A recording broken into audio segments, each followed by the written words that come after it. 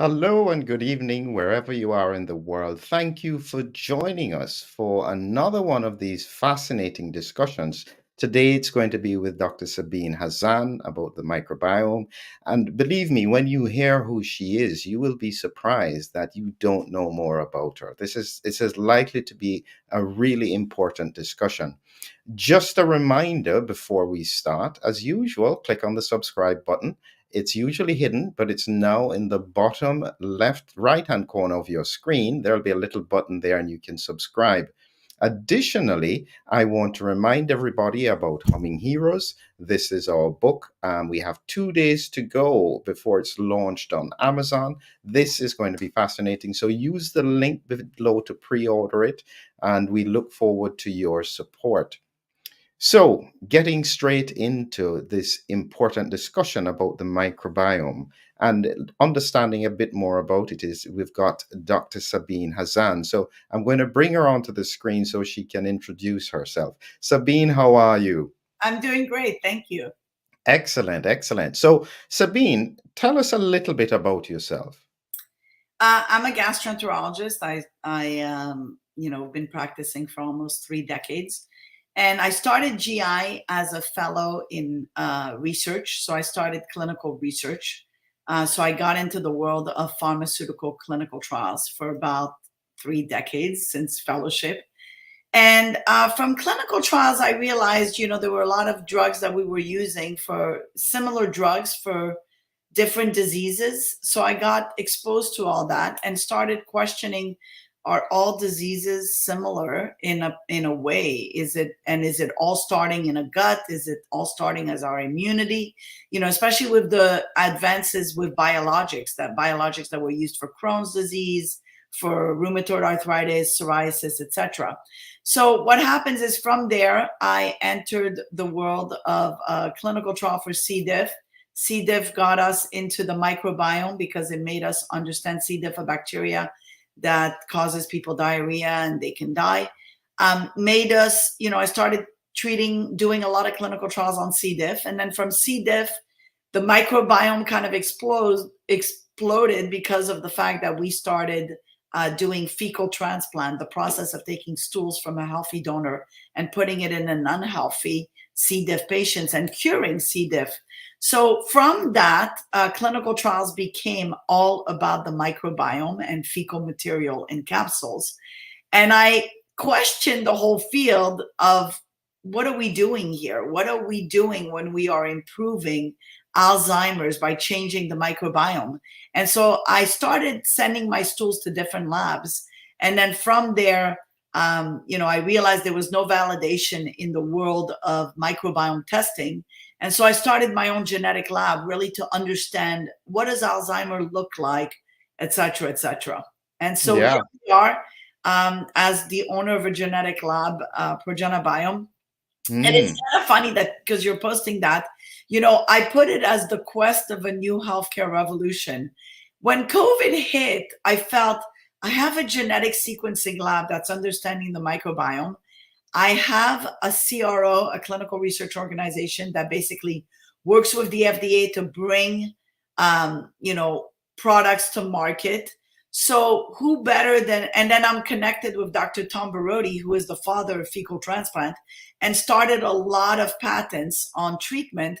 So I said, who better than me and Dr. Barodi to step into COVID and try to figure out COVID? And so really that's been my path. It's been an interesting road, and here we are. Wonderful. Listen, now, one of the things that fascinated me, now, people, I usually talk with my guests beforehand, so I have an idea of their background and so on. I will tell you what is the standout piece of information for my audience to know. Sabine, you were the first to publish about this Z-Pack, which is ivermectin and hydroxychloroquine and zinc. Is that correct? I was the first to find COVID in the stools. So we were the Mm. first lab to identify whole genome sequencing of COVID in the stools. Because when COVID hit, I was about to do a conference with a bunch of gastroenterologists and scientists in the microbiome space. and the head of the National Institute of Standards, Scott Jackson, and Howard Young from the NIH. So we had this whole meeting prepared in March, and then COVID hit, and we were all stranded at home. So me and Dr. Barodi basically put our heads together, and we started looking at all the protocols. And actually, we started way back in January because we were following the news and seeing what was going on in China. In March, I wrote a protocol that I submitted to the FDA, and it got approved April 2nd. It was the protocol on hydroxy, chloroquin, Z-Pak, vitamin C, D, and zinc as a treatment protocol. And then I had another one, which was the idea of let's say you're exposed to a patient with COVID and you don't want to catch COVID, maybe take 2 hydroxychloroquine and then vitamin C, D, and zinc just for that day that you're exposed, and then basically see what that does. So that got approved as a prophylaxis protocol. It was only 2 pills of hydroxychloroquine and then vitamin C, D, and zinc from there, right? So we got those 2 protocols approved early April. At the same time, I told, the NIH, because I was working with NIH and Scott Jackson at NIST, National Institute of Standard, which, by the way, if people don't know about NIST overlooks DARPA, they overlook CDC, they overlook the FDA. They're really the validation branch of the government that says, yes, this is accurate, this is not. So I work in close contact with Scott Jackson from NIST because I have a lab that needs to be validated as well when I write this. So I need to make sure that, I have their blessing in a way, right? So when COVID hit and I was discussing this with Scott Jackson and Howard Young and how to treat, right? Because I was right away on the front line. I told my scientist, I said, I bet you COVID is in the stools, because everything you put in your body, whether you put it in your nose, whether you put Botox in your, around your eyes, that ends up in your gut. We find that signature microbiome in the gut. So my first interest was, as I was writing the protocols to treat, to prophylax, I said, let's also look at stool samples. So I started collecting stool samples with my colleagues that were on the front line. Alan Miller, in particular, is a physician in Atlanta. And he started collecting stools. I started collecting stools. We had stools from Atlanta, we had stools from Beverly Hills and LA area and Ventura area. And then we started looking, and we found the whole entire genome sequence of COVID in the stools of patients that were positive for COVID. So that was Let me just clarify something. So, in effect, when you put together this ivermectin, hydroxychloroquine, vitamin D, and zinc, I put together hydroxychloroquine, Z-Pak, vitamin C, D, and zinc. And then I put together later on in August, ivermectin, doxycycline, zinc, vitamin C, D, because that was really Dr. Barodi's vision, was more of ivermectin. I was more following Didier Raoul, hydroxychloroquine, but I was looking at both of them. Somewhere along the line, I realized that I needed both drugs for the severe patients. That was never really a protocol that was submitted to the FDA. That was more me treating on the front line. Patient is crashing. He got put in one of my protocols. He desaturates. And I don't know if he got hydroxychloroquine or placebo. So I'm going to, give him ivermectin to try to treat him. So when I noticed that these patients that were on my hydroxychloroquine protocol were essentially crashing because probably they got placebo, because I was blinded. I didn't know who got placebo and who didn't. When they crashed, I had to think fast of what else to give them. So I was quick on the vitamins. I was quick on the ivermectin and then doxycycline. And then lo and behold, we noticed, wait a minute, these patients are doing great. And at some point, there were a couple patients that were really crashing that were on the ivermectin, doxycycline, zinc protocol. And again, I didn't know if they got ivermectin or doxycycline. So I switched and gave them hydroxy and Z-Pak. And then at the same time, I noticed like their oxygen was dropping. One of the key findings that I found during the pandemic was actually this concept of oxygen increasing when you give high dosages ivermectin. And that was really a key finding on the front line. I had a patient that had an oxygen in the 60s, 70s, went to the hospital, and I gave him 36 milligrams on a whim of ivermectin, not really thinking, okay, well, I was thinking he was going to the hospital and he was going to be admitted and probably die. So I said, why don't you stop by McDonald's, get some French fries, because fat absorbs the ivermectin better. And then all of a sudden he gets to the hospital and his oxygen is in the 90s. So the doctor said, Wow. go back to Dr. Hazan. She seems to know what she's doing, and just get treated. And this guy survived, by the way, severely hypoxic patient, morbid So disease, diabetic, etc. So it was a teaching lesson. So when I had these severe patients, I gave them hydroxy, Z-Pak to kill the virus, because we had an assay of COVID in the stool, so we knew that it killed the virus. But then we gave them ivermectin, vitamin C and D, and zinc to increase the microbiome. That was the concept.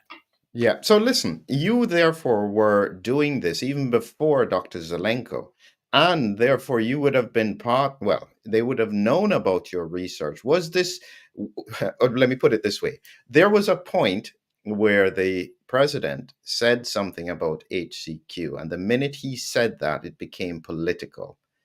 Yeah, that was, What were your thoughts? the first thing I did is I looked up to the sky and I said, why me, God? That's what I said. That was my thought. Why me? Because I realized this was my protocol, right? That was attacked. Yes, Dr. Zelenko was simultaneously treating, because he looked up the data. And so did Dr. Peter McCullough, by the way, who basically also treated, looking at the protocol of Didier Raoult. You have to understand, at the beginning, we didn't have much. We had, what was France doing? What was Italy doing? What was China doing, right? So I was privileged, because I own a CRO, a clinical research organization, that I could join up with all the doctors around the world. So I could call China and say, what are you guys doing that's helping your patients? I could call Italy and say, what are you guys doing that's working, that's treating your patients? The vitamin D concept actually came from Italy. And same with the vitamin C. When I saw that some hospital patients were discharged on IV infusion of vitamin C, I'm like, that's got to play a role. And I'm not a person that just gives one thing. I'm a person, I was trained by Dr. Barodi and all my GI colleagues, that when you treat a bug, you don't just give one thing. You have to treat giving multiple combination. How did we treat H. pylori? Combination therapy. How did we treat hepatitis C? Combination therapy. How are we treating, prophylaxing, or treating HIV? Combination therapy. So the idea that, just vitamin C. Yeah, vitamin C may work on some people. Vitamin D may work on some people. Ivermectin by itself may work on some people. But guess what? If you want to treat the patient, you have to look at the patient. You have to take the history, and you have to do combinations. It's like a recipe. So, you're creating that recipe for that patient. And that's basically what I did during the pandemic, is use these key components and use them for the patient, right? This is so important, it's I was saying just recently to somebody, it's like heart failure. There's no protocol for heart failure. You have to use a toolbox, and depending on the patient, and it's the same principles. When you understand what you're doing, you then can use the tools to make sure you get your specific patient better. That's proper clinical medicine. That's tremendous. So this is why I brought this up, in the sense that I need people to know that when you are talking now, you are talking from 4 years of research into what the heck was going on. And therefore, that led you into this question about the microbiome, because you guys first identified that the virus was in stool.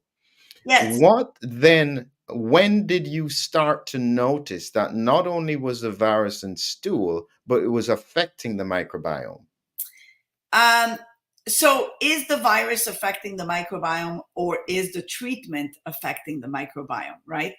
That's the question we're going to be answering. The other question is, did the virus penetrate because of loss of good microbiome, or did the virus caused the loss of good microbiome? That's another answer we're going to be publishing, hopefully in a world that's, less corrupt. And I say that because unfortunately I've discovered that the journals are captured, and it's very difficult to publish when you go against the national public health narrative. And here's the problem with that, because I know something that no one knows. I can't publish it. And I'm not going to publish that until, research is a story. It's a story of discovering microbes, discovering what kills the microbes, what enhances other microbes. You have to start at the beginning. I cannot tell you about hydroxychloroquine and Z-Pak eradicating the microbiome and the virus until I tell you about finding the virus in the stools. That paper of finding the virus in the stools took 6 months to publish at a time where everybody was dying. Is that appropriate for a paper of finding a virus in the stool, whole genome? This was an instrumental paper because this told the GI doctors, hey guys, you need to start focusing in the gut. Your patient may not get better because he probably has COVID in the stools. And here's the problem with that is if you have a case of a long hauler, right? Is it long hauler because they've demolished their microbiome? Or is it long hauler because they still have COVID in the stools, right? Yeah, these are some important questions, Sabine. And you're quite right. I mean, when I was doing the publication on autoimmunity, it took us 9 months to get through. Now, this, in my view, was absolutely critical to understand. Now, in your case, you said something that's very important, which is that the journals are captured. What do you mean, and what does that mean to the public? Because they just can't understand, or even actually clinicians and researchers think to themselves, if it's not published, it meant it wasn't good. They cannot understand the political or financial weight that influences this. What is going on? Financial. It's financial. The journals are getting paid by pharmaceutical companies to advertise. And unfortunately, that money that supports these journals biases them. There's a huge bias in healthcare based on the price of a stock of a drug. And I said that when I spoke at the Senate hearing with Senator Ron Johnson. The price of the stock is what we cared about during the pandemic. We didn't care about the price of a life. We cared about how high can we get the stock of Moderna and Pfizer go up, right? Before then it started crashing, right? So unfortunately, when you are biased by money as a journal, when you are biased by money as an academic center and you're going to lose your funding, you have to stick to kind of push the narrative of the one that pays you the bills. And this is what we're seeing in medicine. That should not happen. We should be allowed to publish both sides of the narrative. Research is about being controversial, right? Research is about going against the narrative, right? Because otherwise we're never going to learn. If we just follow, one person that has one vision, one hypothesis, we're all going to end up down the rabbit hole and we're going to kill humanity. That's what I saw during this pandemic. That's why I stepped in. That's why I did my research. You have to remember, nobody paid me to do my research. I didn't receive any grants from anybody. I did my research. I jumped into it myself. I started collecting stool samples of patients myself. I started analyzing these stool samples. These stool samples cost above $3,000 to analyze, to look for COVID, to look for the microbiome, to look at the reproduction of the microbes. This was not an easy research. Plus, supporting, employees that are working in the lab with with COVID that is possibly could kill them, could possibly go to their families and bring home the virus to their families. This was not easy. So for me to step into this really was because I saw that my voice was censored. I saw that my research on hydroxychloroquine was blocked, interfered with. I saw that my research on ivermectin, doxycycline was interfered with when all the celebrities started talking about it and there was calling it a horse paste. Who's going to join a clinical trial when they are being told you're going to be receiving a horse pace? Who's going to join a clinical trial when they believe that hydroxychloroquine is going to kill them, right? I had a patient with heart disease who refused to take hydroxychloroquine because he was biased by the media and therefore ended up in the hospital and died. He didn't want to take the drug that I gave him, right? So this was interference with research affects everyone. And here's the thing. Right now, I stand on very important information that I cannot share with the world. So yeah, there is a, when my hypothesis, I had a hypothesis of ivermectin increases the bifidobacteria. It was retracted after 8 months of being the most read paper in the journal. And by the way, I was the editor on the microbiome in that journal. Okay. And they retracted that hypothesis because it didn't fit with the narrative. It gave ideas to doctors that, hey, ivermectin could work by increasing bifidobacteria. And maybe that's why some doctors are seeing it working maybe in colon cancer. So this is basically what happened, right? So censorship of research, retraction of a hypothesis, woke me up to the corruption and the fact that the journals are captured. Listen, I mean, that is a brilliant. I hear so many people have lost faith in science. They've lost faith in medicine. And I think in just that one series of statements you've just made, you may have saved medicine for the people who hear what you've just said, because that is pure science. That is pure medicine. You just want an answer. You just want to save lives. You're not interested in the politics. You're not fussing about the stock price. You're just trying to find an answer. Now, in that context, then, because where we are now, ivermectin, they're only starting to pull back on the criticism of it with what happened with the FDA, changing. So people are now starting to actually think a little bit more about it. How much have we lost by ignoring or not, I should say, not researching why it could help? This is the question. People just say, well, it can't work because it's an antiparasitic, instead of saying, well, actually, if it does help, what could be the mechanisms? Right. And by the way, treatment works. Early treatment works. I've lost no one during the pandemic. No one died. So, and I treated some of the most hypoxic patients. In fact, I published a paper on multi-drug therapy in hypoxic patients treated at home. Okay. So treatment works. I treated, a high official politician in South America. I treated people in England. I treated people, high executives, celebrities, millionaires, billionaires, and no one died. No one. So, and I'm a Malibu physician. So believe me, if one of my patients crashed and died, I'd be on People magazine. So no one died. That tells you right away that interference with research happened and that people didn't really get to understand this virus very well. I think not to kind of, say, I'm doing research. I did, and you said it yourself. You said, you did research for the right reasons, not to be political, not for the price of a stock. Let me just tell you why I did research. I did research for me first.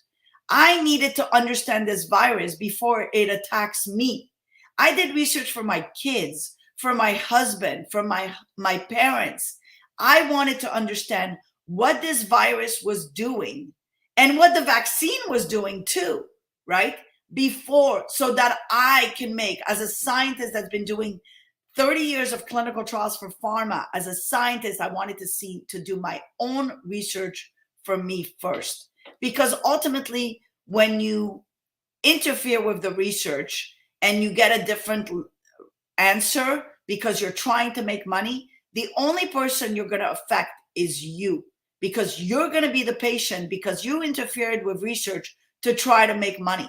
Money is not going to save you. Trust me, there's so many billionaires that have cancer right now and they're dying to have some kind of answer. They will give all their money to get another year or two to live with their kids. So money doesn't save you. Good research, unbiased research, non-political research will save you. And that's what I tried to do this pandemic. And Yes, that's true. I could be wrong. But guess what? Here's my statement to everybody that criticized me. Prove me wrong. Prove me wrong. That's it. You don't have to retract my paper. Prove me wrong. I proved that ivermectin increased the bifidobacteria, and I presented it at the American College of Gastro as an abstract. Okay? It's yet to be published. But guess what? Prove me wrong. Do the experiment. Wow. So yeah, so this is important stuff, Sabine. I mean, we haven't even touched on the microbiome yet, and you know, this is so fascinating to listen to. But before we even go to the microbiome, what were your thoughts with that kind of work with early treatment? What were your thoughts when you saw the transition of the world where suddenly all the eggs are put in one basket? Everything else was stopped, no treatment, everybody just needs to be inoculated. What were your thoughts? Well, my first thought is I don't trust anyone anymore. So that was my first thing, because remember, I'm in the clinical trial business. I brought vaccines to market. And when I saw the research being done poorly, that was one of the big red stop for me. So yeah, my thoughts were I don't trust anyone, and I definitely don't trust these vaccines because the research is done improperly. And why would they stop early treatment? You know, isn't our mission as physicians, as scientists, to save as many lives as possible? Why would you stop a treatment? My idea during the pandemic is put everything on the fire, you know, do the vaccines for the high risk, do the treatment, put everything, like just turn off the fire, stop the virus in its motion, right?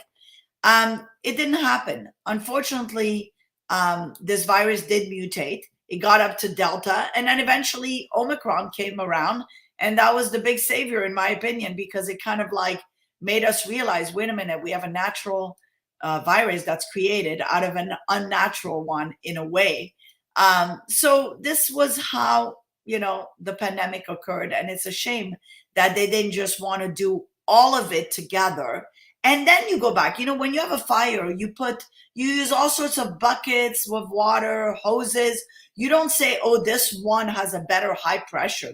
You just turn off the fire, and then you look back and you say, you know, the high pressure hose turned off a lot of houses from burning than the bucket, right? That's what should have happened. It should have been a retrospective study in the sense that, hey, doctors, here's a protocol, do your protocol, innovate.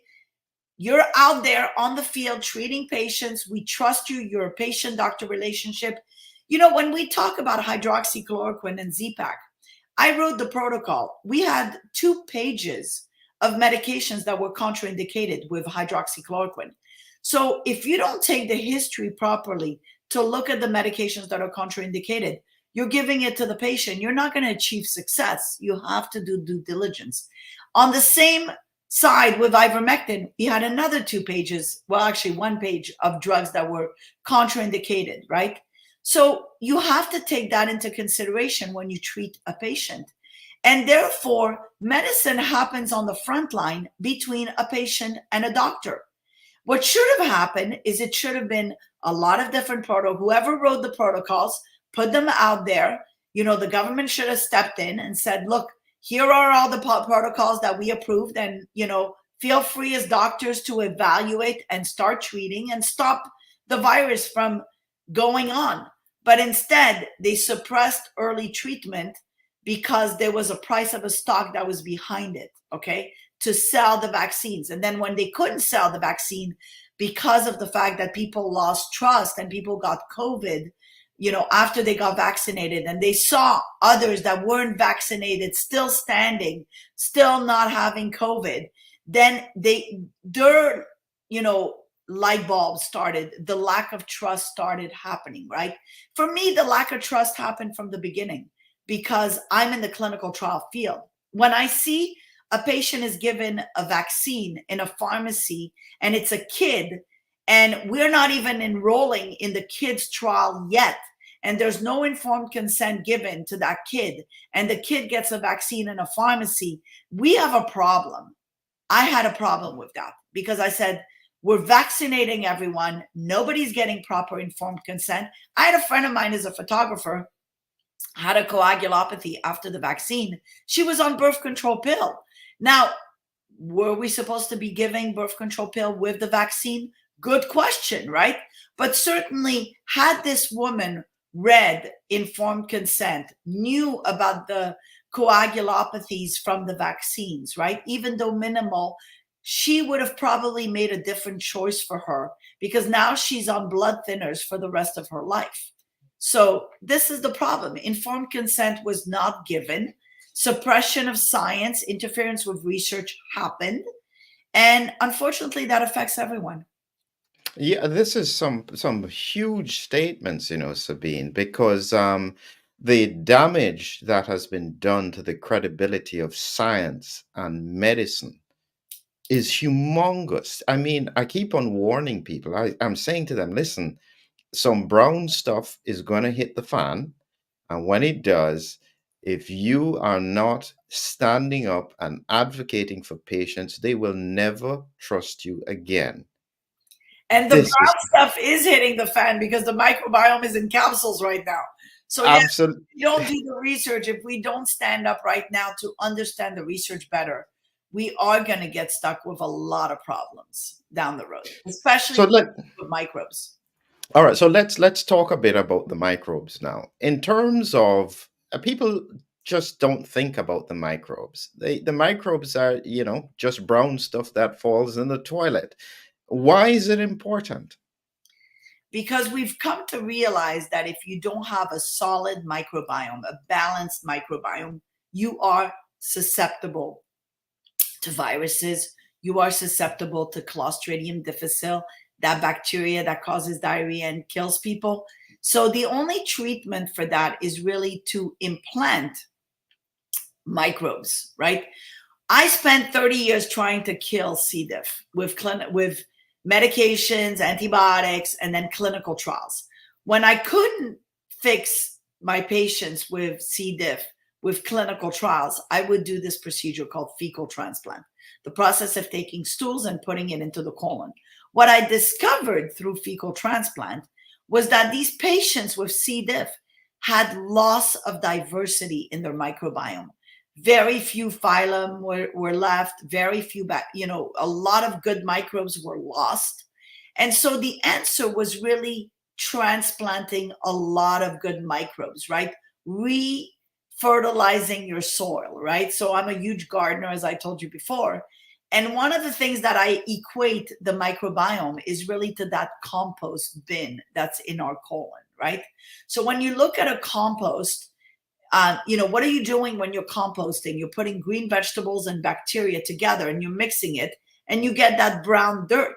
That's the same thing that happens when you have that brown poop coming into your toilet. You've essentially given food to your gut and you have microbes in your gut that are metabolizing, that are decomposing those green vegetables, that food, and then it comes back as a brown material, right? But it recirculates, it goes into the planet, it refeeds the soil, it goes back under the ground. So we are just a reservoir for microbes.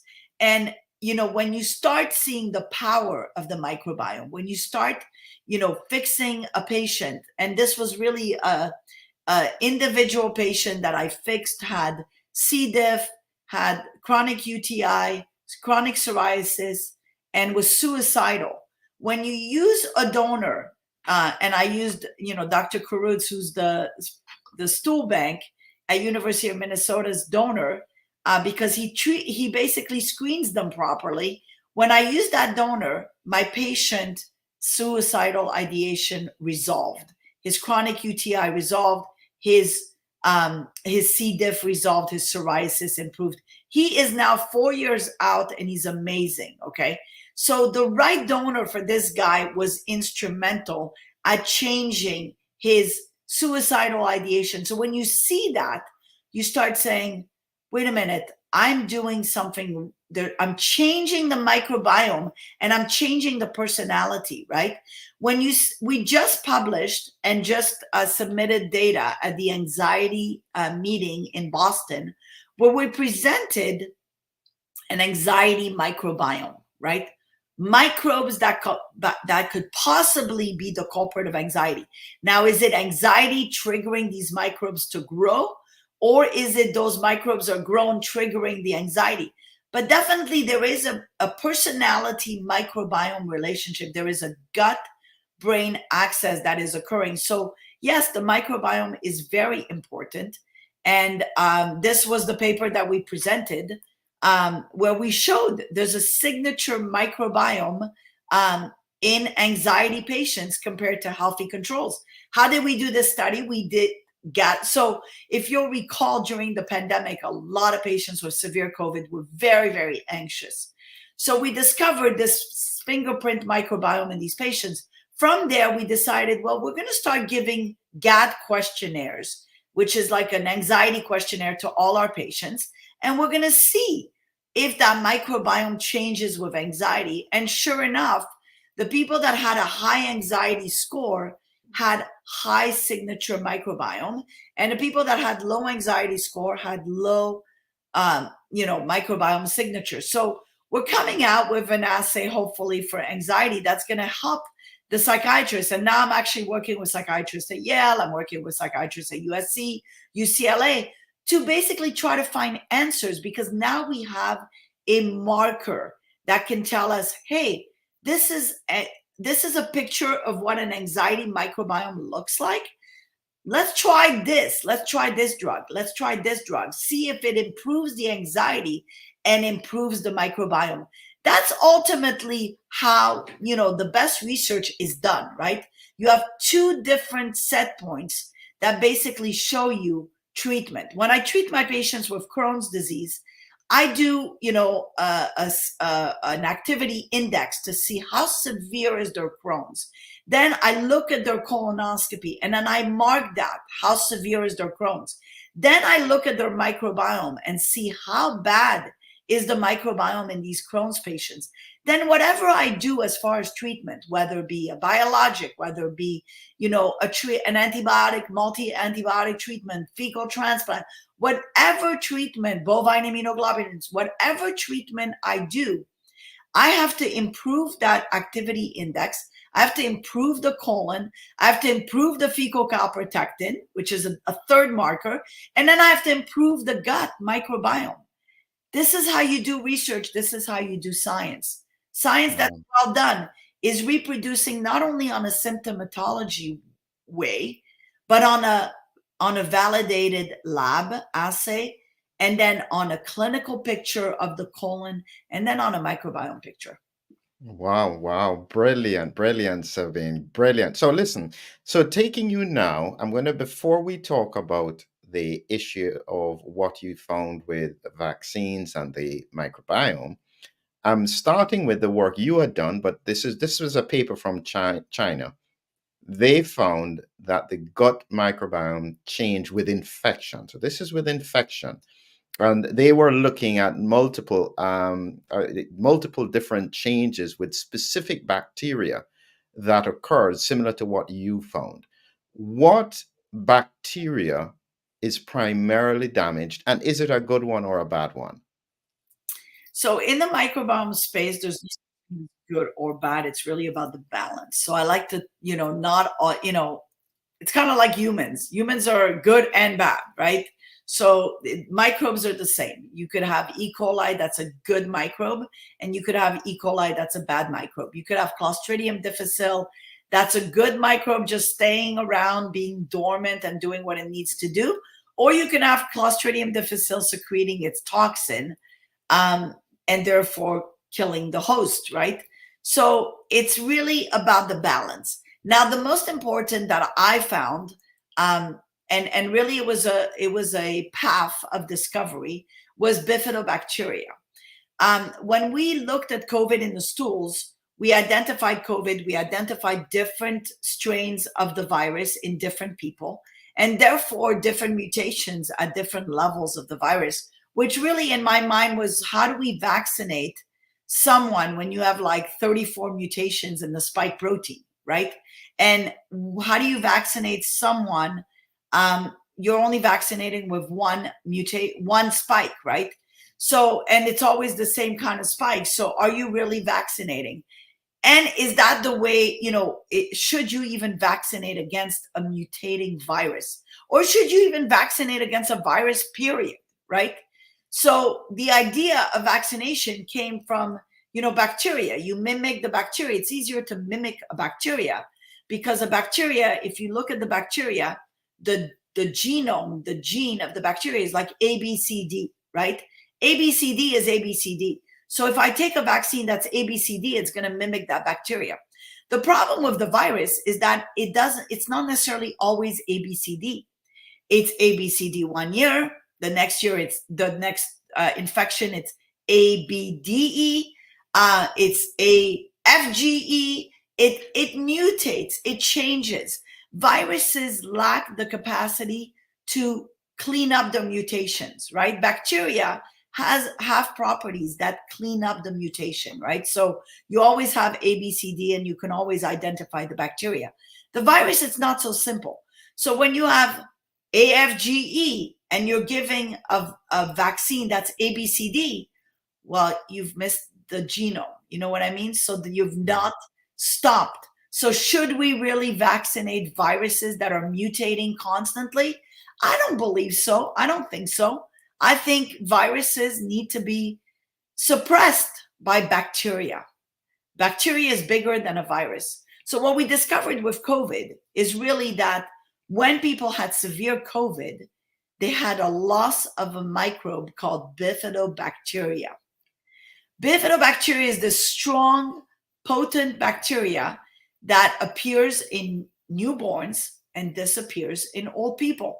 When I looked at my data early on in the pandemic, before COVID, I started looking at why are the old people affected, the diabetics, the obese patients, why are they affected?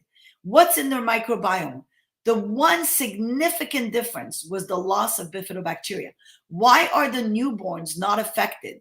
The one significant difference was the high bifidobacteria. So with that idea, knowing that data that I didn't publish, right, that I had in my data bank, in my clinical data bank, in my lab, I started saying, okay, well now let me look at the bifidobacteria in families. Let me look at the families, the kid that has COVID, severe COVID, and the parents that didn't catch COVID. Why did that happen? What is different in the microbiome of the family where one kid has COVID and the rest doesn't? And lo and behold, we discovered bifidobacteria. So we actually published pre-existing signature microbiome in COVID because we discovered that bifidobacteria. So when I discovered that in that one family, I said, let me look at another family. So we started looking at another family and we discovered the baby had no COVID, had a lot of bifidobacteria. The 5 family members had 0 bifidobacteria. We took that on a bigger level and said 72 patients. Now remember, every time I analyze these stool samples, it's $3,000, right? So, for me to do a 72 patient study where I'm collecting stools from highly exposed patients compared to severe patients, and I'm showing the bifidobacteria, that's an expensive study. So for that paper to take 8 months to get published, I had a problem with that because that was a hint during the pandemic of how to survive COVID. Wow. No, listen.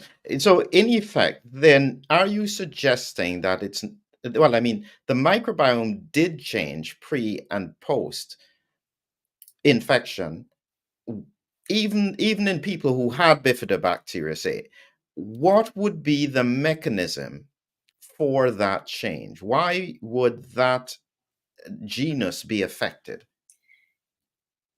did the virus create a bacteriophage? Did the spike protein create a bacteriophage? That's the biggest question, right? So we're going to be lighting some, when I'm able to publish, we're going to showcase how the virus comes in to the microbiome, what microbes are altered, and whether treatment affects the microbiome or whether the virus, the spike protein itself, affects the microbiome. So Now, that's a just in, study that needs to be published. and now, just to clarify for the audience, when you said bacteriophage, these are viruses that infect bacteria, Correct. similar to like what would happen with diphtheria. A bacteriophage causes some of them to produce a toxin, which can Correct. then cause disease. Now, here is the question, Sabine. I like to think of it as a balloon full of toxic material, and you have a virus that has a spike and basically pops the balloon and the toxins come out. That's how you Okay, have bacteria. so here is the other question then. Is it possible that the virus alters the microbiome so that certain bacteria get capabilities that kill other bacteria? Is that a possibility? It's a possibility, yes. It's a possibility. And it's a Now, possibility that the virus brings on other viruses as well. We tend to wow, think of just bacteria, but think about it. It's a war. It's a war between your gut microbiome, your gut bacteria, which you're supposed to have a lot of, and viruses that are like 1/20 of the size of a bacteria. So these viruses are penetrating. You've let the door. You've opened. When we talk about leaky gut, what are we talking about when we talk about leaky gut? It's really an imbalance between the good bacteria and the bad bacteria. That wall is open. Microviruses are going to penetrate. Bacteria with toxins are going to penetrate. They're going to go through the wall. They're going to travel the nerve. They're going to go in the blood vessels. They're going to go in your bladder. They're going to go in your uterus. They travel. They're going to go to your heart. The body, we tend to think, which was the idiot thing of the pandemic, which really made me lose faith in medicine, not medicine, but science, was the narrative and the allowing a narrative that says the vaccine stays in your deltoid. No, the vaccine does not stay in your deltoid. The vaccine goes into your blood vessel, your muscle, your nerve, your lymph nodes, your lymphatics. It circulates. Everything circulates. The idea that something stays in one place. What I told you, when I analyzed the microbiome of women that got Botox in their eyes, around their eyes, I found botulinum toxin in their guts. Everything circulates. absolutely. So here is a controversial question that I think needs to be addressed from a scientific point of view. So forget the politics, but we still cannot identify the origin of the virus in terms of which natural vector. If by chance this was made in a lab with regards to these characteristics, where a virus that infects a human is also able to penetrate bacteria, is extremely unusual. Is that conspiracy stuff or what?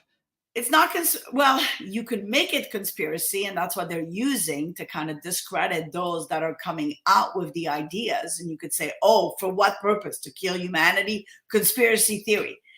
I don't go that rabbit hole. My idea is basically, listen, scientists come up with ideas every day. The other day I read of a scientist that is planning to reproduce a dinosaur.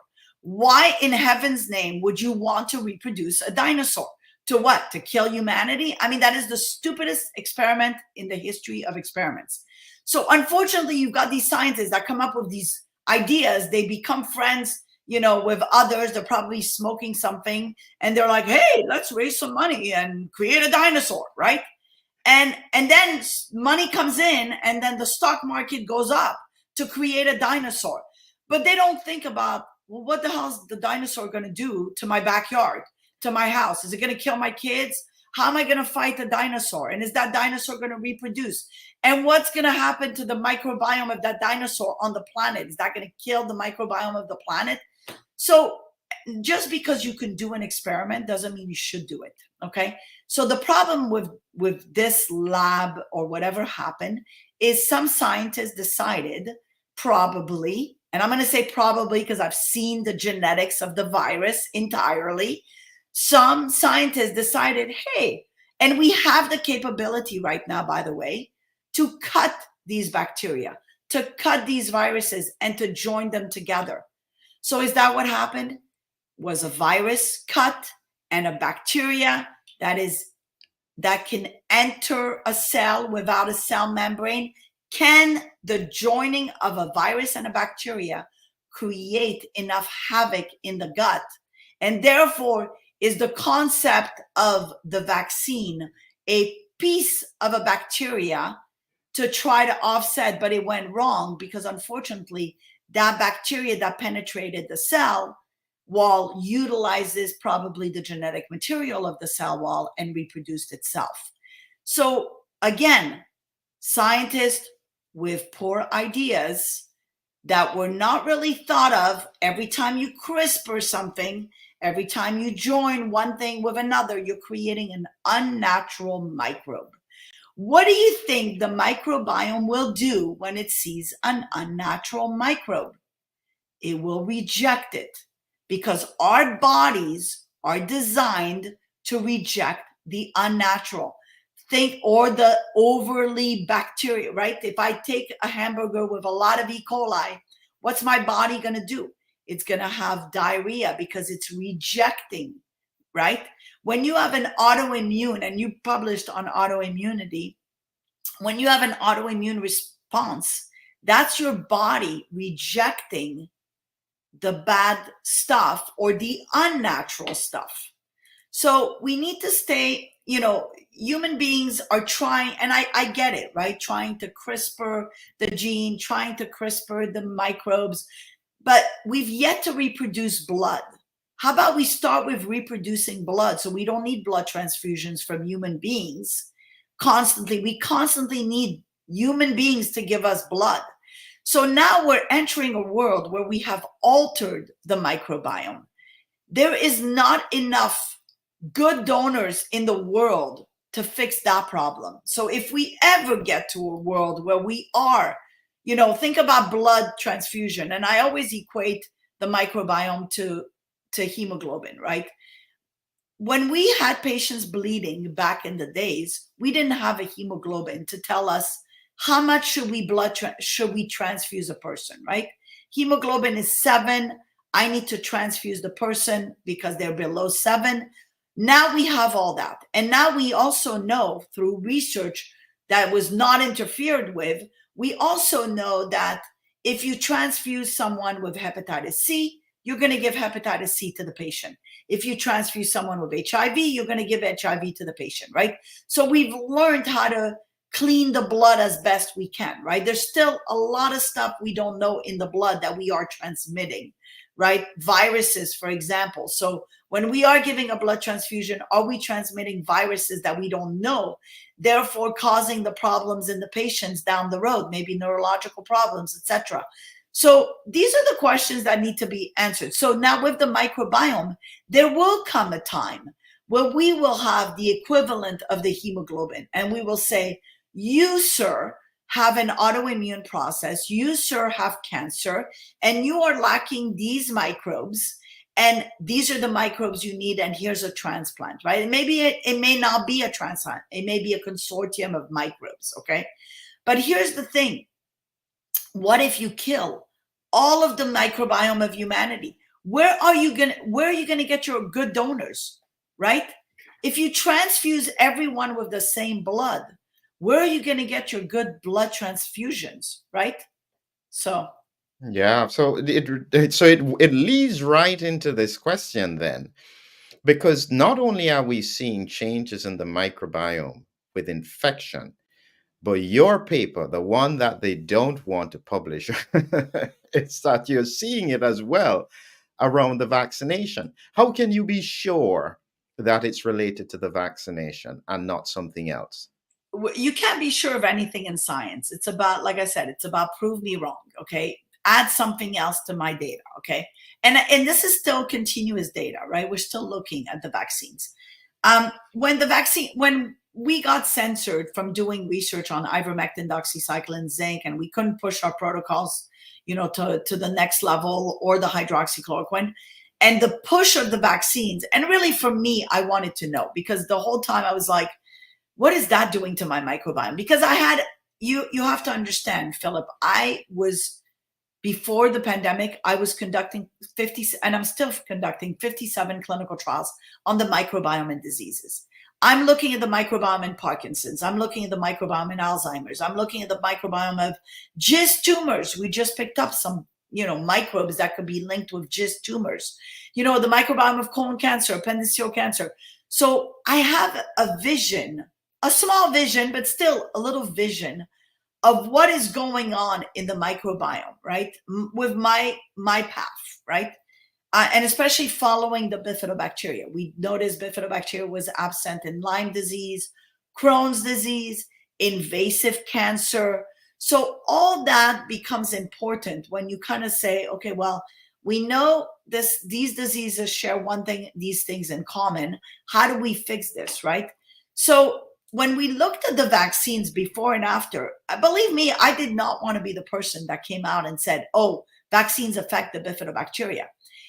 I knew I was right about it for two reasons, okay? Those that came to me that were vaccine injured, people that I trusted, my colleague, gastroenterologist at Cedars-Sinai in Santa Monica, top of her game, treated like half the celebrities in Beverly Hills.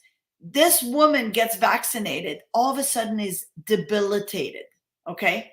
She went to the top neurologist at UCLA. He called me and said, can you look at her microbiome? When I saw she had 0 bifidobacteria, 0 actinobacteria, I was like, okay, well, did the vaccine do this? Did the spike protein create a bacteriophage and kill the bifidobacteria? Let me see more. Then I started looking at the kid that was paraplegic and her brother. Again, the kid had 0 actinobacteria phylum, 0 bifidobacteria. Her brother had some bifidobacteria. He got the placebo. Then I started looking at more vaccine injured. None of this can be published, by the way. Nobody wants to hear about it. We have hundreds of patients that are vaccine injured that volunteered for my study, that actually, sponsored or helped us with funds to see their microbiome, okay? And all of them have 0 bifidobacteria. So when you look at those patients that have 0 bifidobacteria, and you look at my data where it was before and after, you have one guy that was like at 1 million bif and drops to 0, and then persists in dropping, okay? You have to ask yourself, is the spike protein creating a bacteriophage? Is that spike protein, and remember, it's not just the spike protein, it's the spike protein with the nanoparticle. It's the spike protein with the contamination. It's the plasmid. It's all that.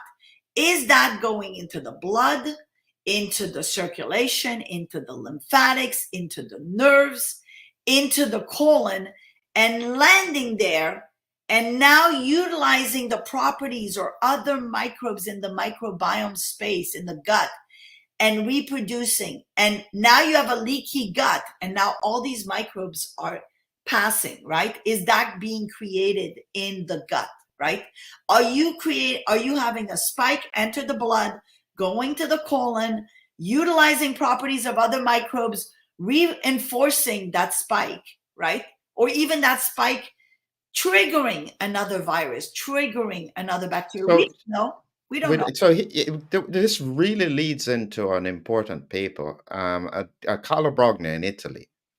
What he found is that after infection with the virus in the stool, they were finding up to 36 different new bacterial toxins being produced. So, a question to link the two together: could it be that the spike protein mRNA, so the mRNA, not necessarily the spike protein, is picked up by certain bacteria these bacteria can read it maybe in a different way than the human body, produce toxins that kill the other bacteria. Is that possible? That's possible. Absolutely. I mean, we're in a world that, we've not let a loose spike protein, right? The one thing that the coronavirus has that's different from other coronaviruses is that spike protein, right? Whether that was an experiment that inserted it or whether it got inserted on its own, I don't know. I'm not going to go down that rabbit path. But the fact is, the spike protein is the problem. Spike protein injury is what's causing so here with the long haulers, the virus, is it the spike protein that is causing the problem and still going in the gut and in the blood, etc., or is it that the virus is still lingering in there, or is it that they have a desolate gut, no microbes to fight anything, and therefore everything is toxic, right? Wow. So when we look at where we are now, okay, so let's see if we can tie this together, because this is some heavy stuff that we're taking on.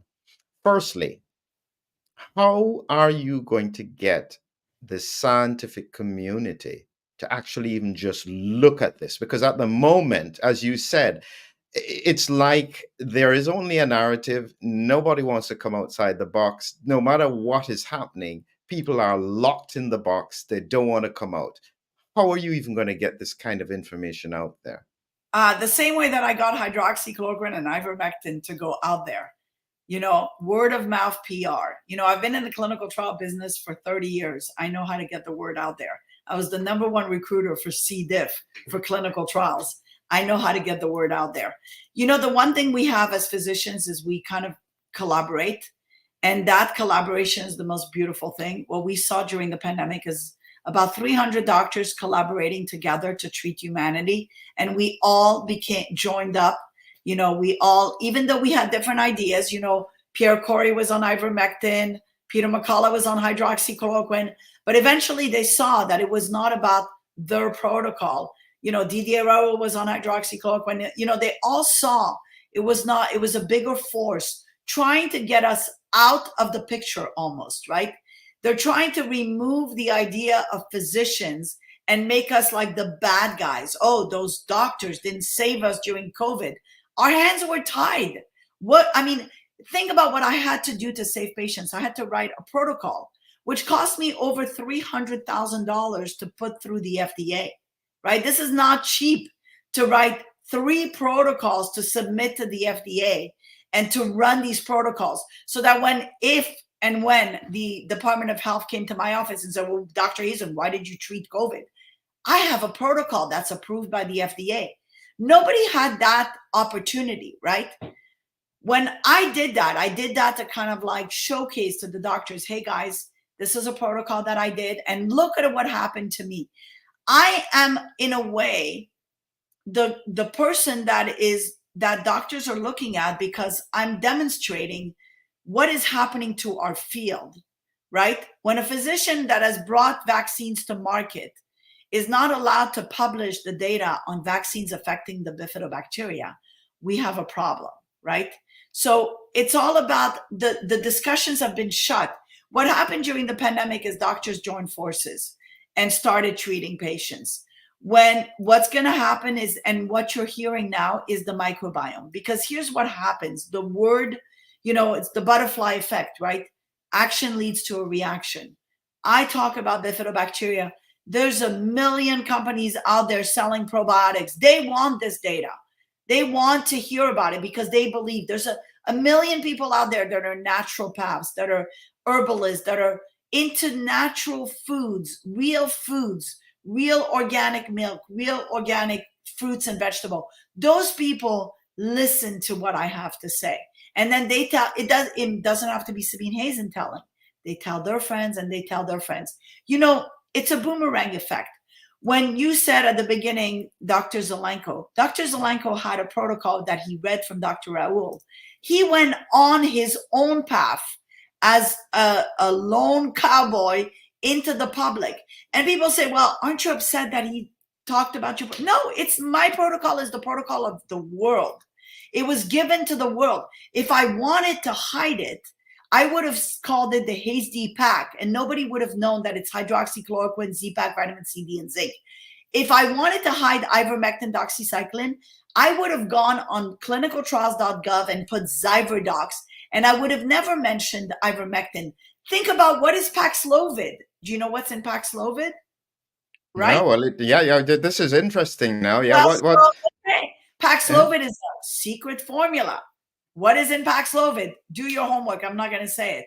But the bottom line is every product that goes into the market has a secret formula. I did not need to tell the secret of my formula when I talked about Zyverdox. I could have just called it Zyverdox.